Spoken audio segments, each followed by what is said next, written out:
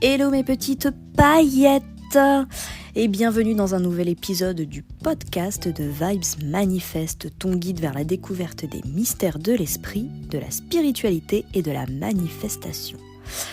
Dans cet épisode-là, on va plonger dans les profondeurs du subconscient et son incroyable influence sur nos vies, en particulier dans le contexte de la manifestation et de la loi d'attraction, c'est ce qui nous intéresse. Alors cet épisode, je vais l'enregistrer de façon un peu moins formelle que le précédent. C'est un peu comme quand on arrive dans un nouveau groupe de potes, on connaît pas trop, puis après 2-3 rencontres, les masques tombent, les vrais visages se révèlent et boum. Allez, on est parti, on se fait un petit kawa, on sort la touillette, on sort les neurones pour connecter tout ce qui va se dire et on s'envole ensemble vers le subconscient.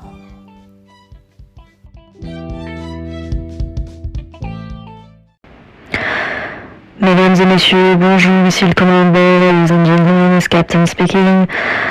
Bienvenue à bord de Here Vibes Manifest, welcome on board in the Here Vibes Manifest. Abonnez les portes, pensez au toboggan, vérification de la porte posée, let's go.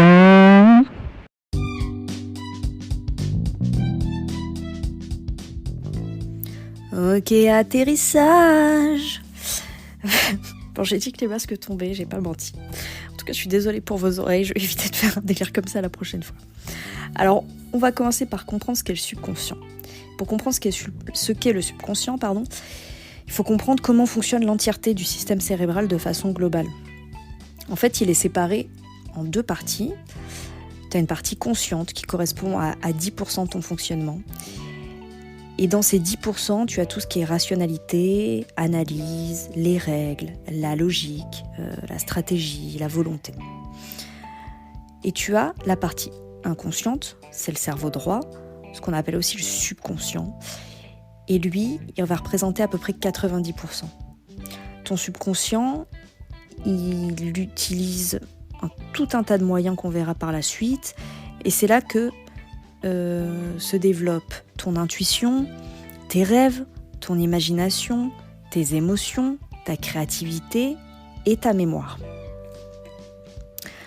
Alors il y a quelque chose d'important, c'est l'ego. L'ego, j'y ferai un épisode dédié parce que c'est trop important pour en parler vraiment en détail ici, mais lui on va dire qu'il est plutôt dans la partie consciente de ton cerveau. D'accord ? Lui, en fait, en gros, on va synthétiser, on va dire que lui, il prend tes événements de vie en pleine poire et puis il va les analyser, il va analyser toutes les conséquences et il va donner toutes ces analyses au subconscient qui, lui, va gérer l'archivage de ces informations. Donc, ces deux parties, conscient-inconscient, ils travaillent ensemble, ok ? Mais ils ne traitent pas du tout les informations de la même façon. Ils n'ont pas le même fonctionnement et c'est ce qu'on va voir par la suite. Le subconscient, lui, en fait, il est installé dans une partie de ton esprit, en dessous du niveau de conscience. Et c'est comme un énorme réservoir d'informations, de souvenirs, de croyances et de programmations, en fait, qui influent tes pensées, tes émotions, ton comportement. Et ce qui est important, c'est que c'est sans que tu en sois toujours conscient. C'est-à-dire que tu vas avoir des réflexes. Ok ? Donc finalement, on pourrait expliquer que ton subconscient, c'est comme un ordinateur hyper puissant qui stocke et traite toutes les informations qu'il reçoit, qu'elles soient conscientes ou non. Et après, il contrôle plein de fonctions automatiques de ton corps. Il va jouer un rôle crucial dans la prise de décision, la résolution de problèmes et la façon dont tu vas te comporter. En fait, il va être du tac au tac. C'est un peu comme quand tu poses ta main sur une surface bouillante, tu réfléchis pas, tu la retires de suite parce que tu sais que ça brûle. Et de la même façon, dans toutes sortes de situations que tu vas rencontrer, lui, il va agir de la même façon par rapport à ce qu'il aura stocké dans sa mémoire.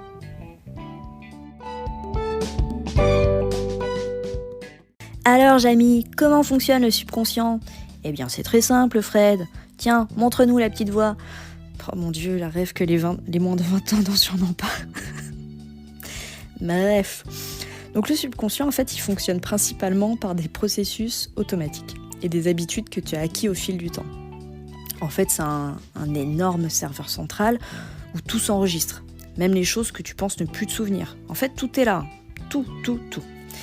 Et lui, il répond aux suggestions. Il est réceptif aux informations qu'il reçoit, en particulier quand elles sont répétées régulièrement. Et ça, tu vas voir que ça va fortement nous intéresser pour manifester. Donc si tu découvres le principe de la manifestation, tu ne le sais peut-être pas, mais tes pensées dominantes, donc celles que tu te répètes encore et encore et encore, et ben tes émotions et tes expériences passées positives ou négatives, peu importe en fait, tout ça, ça se imprègne dans ton subconscient. Et ça façonne toutes tes perceptions et toutes tes actions futures. Exemple, si tu es bon dans un domaine, peu importe lequel, tu as eu des succès. Ton inconscient, lui, il va ranger cette info dans un joli petit dossier, dans une catégorie succès. Et puis il va dire, ok, c'est safe, on gère la fougère, là on est bon. Par contre, au contraire, si tu as connu des échecs, des blessures, des déceptions, ton subconscient, il va ranger ça dans un tiroir tout pourri, à un autre endroit, puis il va te le ressortir au moment propice, en mode « Po, meuf, qu'est-ce que t'es en train de faire là ? On a déjà vécu ça, on s'est vautré comme une merde, c'est stop. Là tu es nul. Et c'est là que se créent les croyances limitantes, ou les pensées négatives, qui, elles vont s'enraciner bien comme il faut dans ton subconscient, parce que c'est toujours plus facile quand c'est négatif. On ne sait pas pourquoi, mais c'est comme ça. Et elles vont agir après comme des obstacles à la réalisation de tes objectifs et de tes désirs. Donc on verra par la suite, dans une autre émission, comment s'en débarrasser et comment les faire disparaître. La bonne nouvelle, c'est qu'on peut le reprogrammer, l'inconscient, comme un ordinateur. On n'arrête pas de dire que c'est un ordinateur, donc qu'est-ce qu'on fait avec un ordinateur qui déconne ? On reboot, on met un nouveau logiciel, et c'est parti mon kiki. C'est le même principe. On peut rebooter le logiciel de ton subconscient. Donc c'est les techniques qu'on peut trouver principalement en PNL par exemple, en hypnose, en sophro, avec les techniques Ho'oponopono. Et finalement, c'est la même chose en manifestation. On le fait consciemment cette fois. Et c'est là que ça devient intéressant, enfin encore plus intéressant que ce que je disais avant, parce que ce que j'ai dit depuis le début, c'est intéressant quand même. Mais si dans certaines situations tu t'es cassé la gueule, eh ben c'est pas à cause de toi, c'est à cause de ton concept de toi. C'est pas que t'es nul. Si demain tu veux devenir, je sais pas moi, pop star de la chanson, champion de tennis, grand écrivain, peu importe, bah, tu peux être qui tu veux. Je te l'affirme, tu peux être qui tu veux. Parce qu'en fait, tous les échecs que tu as eus jusque-là, ils sont pas dus à tes compétences, mais c'est uniquement le fruit de ton self-concept. Des croyances en fait que tu as sur toi. C'est tout. C'est la façon dont tu te perçois. Et donc la façon dont les autres te percevront. Parce que les autres sont simplement un reflet de toi. Point. Alors maintenant que ça s'est mis au clair, on va regarder de plus près le lien entre le subconscient et la loi d'attraction. Alors la loi d'attraction, aussi la loi d'assomption, moi j'aime bien lier les deux parce que elles nous disent quoi en fait ? Elles disent qu'on attire dans notre vie ce sur quoi on se concentre mentalement, émotionnellement, et on attire ce qu'on est. Voilà. Donc, ça veut dire que tes pensées, tes croyances et tes émotions, mais aussi et surtout ton self-concept, ce que tu crois, ce que tu penses de toi, joue un rôle crucial dans la création de ta réalité. En fait, le subconscient, c'est une sorte de pont entre tes croyances et ta réalité extérieure. Si tu veux utiliser la loi d'attraction pour manifester tes désirs, tu n'as pas d'autre choix que d'aligner tes pensées avec tes désirs. Parce que des pensées répétées et répétées et répétées deviennent des croyances. Et des croyances, c'est ce qui programme ton subconscient. For example, tu vas arrêter de fumer. Allez, c'est parti, t'as pris la décision, là c'est le moment. Donc par contre, t'as décidé ça de façon consciente, dans ton cerveau qui prend cette décision et qui a la volonté d'y arriver. Attention, parce que tu sais que fumer c'est mauvais, ça t'apporte potentiellement des problèmes, etc. Ok. Par contre, si tes croyances dominantes, donc dans ton inconscient, sont « c'est trop dur, j'y arriverai jamais. De toute façon, j'ai déjà essayé, j'ai pas réussi. » Fin du game. Merci rideau, bonsoir. Ça ne fonctionnera pas, les amis. C'est tout bête, mais c'est la condition pour que ça fonctionne. Il faut que tes deux parties conscientes et inconscientes soient en accord. Moi, étant ancienne infirmière, j'ai pu constater, et puis je suis sûre que vous aussi d'ailleurs, vous avez pu lire ou voir des témoignages de personnes malades, par exemple, dont l'esprit, donc l'alignement entre leur volonté et vraiment leur croyance, a transcendé toutes leurs épreuves. Et il y a des études scientifiques qui prouvent qu'effectivement, ce que tu te racontes à toi-même joue un rôle essentiel dans le processus de guérison. Ou, à l'inverse, dans le déclenchement d'une maladie. Et l'autre jour, j'y pense, là, j'ai vu un extrait d'une émission. Vous pouvez peut-être le voir en replay d'ailleurs, c'est le témoignage de Caroline Receveur. Alors qu'on aime ou qu'on n'aime pas, c'est pas le sujet du tout.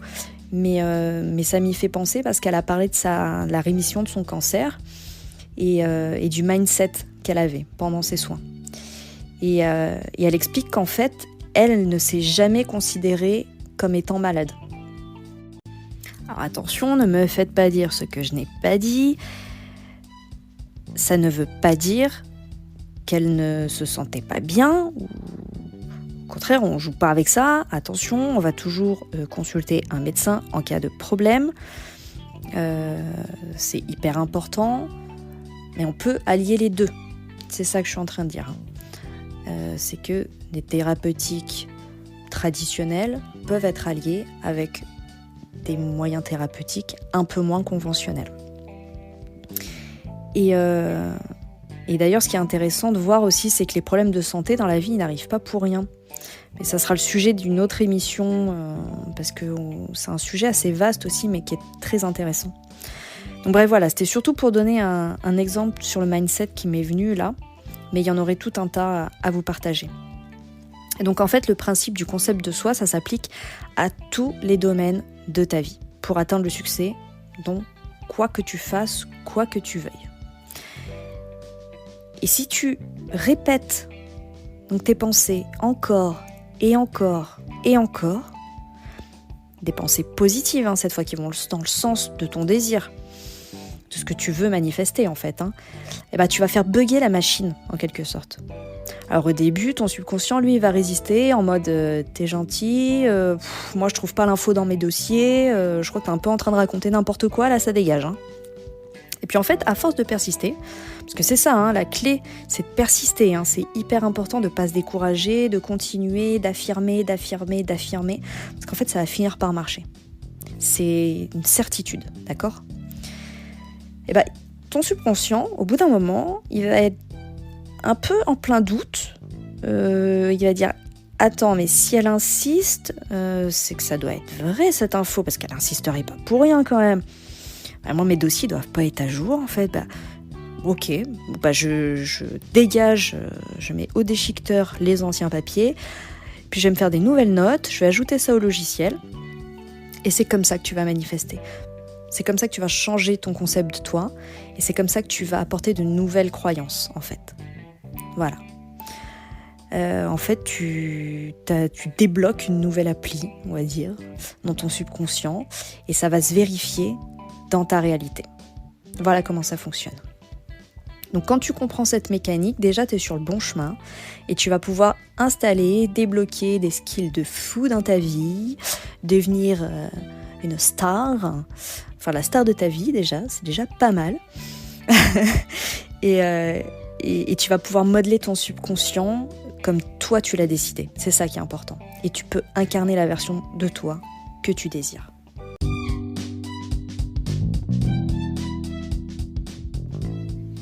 Voilà, donc j'ai abordé à peu près tous les points dont je voulais parler dans cet épisode sur le subconscient. De toute façon, j'aurai tout le loisir et l'occasion d'y revenir, puisque le subconscient, c'est ton outil principal pour manifester et créer la vie de tes rêves.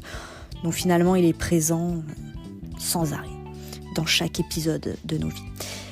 Et donc, effectivement, moi, dans plusieurs épisodes, je vais faire des petites redites sur certains points, mais c'est comme ça qu'on retient aussi, c'est comme ça que ça va débloquer des choses. Et comme on dit jamais 2 fois les mêmes choses, en général, de la même façon, il va y avoir des déclics à certains moments, peut-être pas à d'autres, et puis finalement, je vais redire la chose, mais d'une façon complètement différente, et là, tu vas faire « Ah ouais !» Tu vas débloquer un niveau, un palier dans ton esprit. Ça va level up, comme on dit, et tu vas conscientiser des choses. Voilà. Donc c'est pour ça que je radoute, n'importe quoi, je radote un peu. Oh là là. 2e épisode et je bafouille déjà, mais je me fatigue. Je vous promets, je vais essayer de faire mieux au 3e. C'est pas possible d'avoir de la guimauve dans la bouche comme ça. Bon, bref. Donc en comprenant le fonctionnement du subconscient, tu peux commencer à travailler avec lui, ça c'est chouette, pour créer une réalité plus alignée avec tes désirs les plus profonds. Donc, j'espère que cet épisode t'a plu, que tu as appris des choses. Il était plus dense que le premier, mais c'est normal. Et puis j'espère que comme ça, tu vas commencer tout doucement à faire émerger des choses et à comprendre comment tout ça fonctionne pour t'en servir. Donc merci de m'avoir rejoint aujourd'hui. Abonne-toi à Vibes Manifest si ce n'est pas encore fait. Pour les autres, vous êtes des bonbons, je vous adore, vous êtes mes préférés. Pour ceux qui ne sont pas abonnés, je vous aime bien aussi, mais abonnés, je vous aime plus. Voilà, faut être honnête. Ne manquez pas donc les prochains épisodes. Partagez-le avec ceux que ça pourrait intéresser, qui peuvent en bénéficier. Et on se retrouve également sur mon compte Instagram.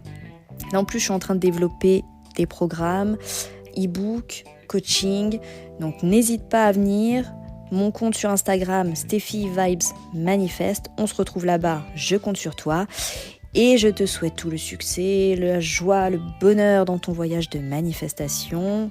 Bye bye!